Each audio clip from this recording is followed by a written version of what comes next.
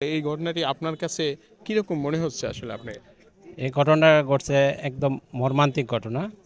তো যেই লোকটা মারছে ওটা আপনার রাজমিস্ত্রি ছিল। তো রাজমিস্ত্রি অনেক দিন যাবত এখানে কাজ করতেছে। তো ওনার তো সব কিছু জানে যে টাকা পয়সা কার কাছে থাকে বা না থাকে। ছিল না পূর্ব শত্রুতা, ছিল না জমি নিয়ে কোনো দ্বন্দ্ব। হয়তো সন্ত্রাসী পেয়েছিল এই বাড়িতে স্বর্ণ অলংকার এবং দামি মোবাইলের গন্ধ, যার কারণে সে এসেছিল এখানে। হয়তো ভেবেছিল নীরবেই নিয়ে যেতে পারবে, কিন্তু একটি শুধু দুর্ঘটনাই নয়, এরকম ঘটনা আসলে আমরা কখনোই আশা করি না।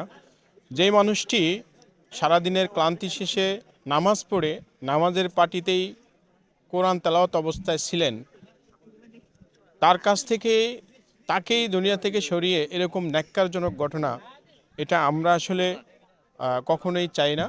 আর আমরা চাই প্রতিটি মানুষ শান্তিতে বসবাস করুক, যাতে কারো জীবনে এরকম দুর্ঘটনার সাক্ষী হতে না হয়।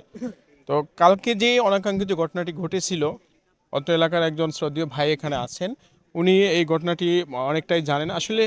যে কালকে যে ঘটনাটি হয়েছে, যে এই সন্ত্রাসী এসেছিল এখানে, এবং সে এসেছিল তার লোভ নিয়ে, লোভের কারণেই এখানে এসেছিল, এবং সে কিছুদিন আগে বা 4-5 মাস আগে এই বাড়িতে কাজ করে গিয়েছিল। হয়তো ধারণা করা হয় সে তখন থেকেই এই প্ল্যানটা করছিল। তাকেও দুনিয়া থেকে আল্লাহ তাকে রাখে নাই, মানুষ তাকে ধরে দুনিয়া থেকে সরে আসছে। এই যে ঘটনাটি হয়েছে আসলে, এই ঘটনাটি আপনার কাছে কিরকম মনে হচ্ছে আসলে আপনি? এই ঘটনা ঘটছে একদম মর্মান্তিক ঘটনা।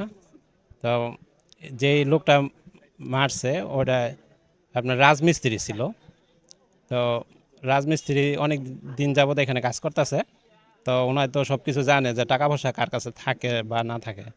তো মহিলার কাছেই সম্পূর্ণ টাকা পয়সা বা বাড়ির চাবি টাবি থাকে আর কি। স্বর্ণ অলংকার সব মহিলার কাছে থাকে। তো যেদিন ঘটনা ঘটছে গতকালকে ওই দিনকে কাজ বন্ধ ছিল রাজমিস্ত্রি। তো বিকেলে আসছে 4টার দিকে, আইসা মহিলারে বলতেছে দরজা খোলার জন্য। তো মহিলা আপনার কোরআন শরীফ পড়তেছে, নামাজ পড়ার পরে কোরআন শরীফ পড়ে পরে দরজা মিললো যে কেন আসলেন। পরে বললো যে টাকা অলংকার যা আছে সব আমাকে দিয়ে দে। পরে মহিলা দেয় না দেখা এই ছুরি দিয়া মহিলার মানে আঘাত করছে। তারপরে জোরাজুরি করার পরে কয়েকটা আঘাত করার পরে মানে তার ছেলে আসছে কতক্ষণ পরে। তো আঘাত করে দেয় না দেখা ওই ছেলেরে দেখা ওই সন্ত্রাসীটা আমরা দৌড় দিছে। তারপর সন্ত্রাসীর হাতে চাকু দেখা ছেলেটাই বললো যে আপনার হাতে ছুরি কেন। পরে বলার পরে যে দেখতেছে আর মায়ে পড়ে রয়েছে।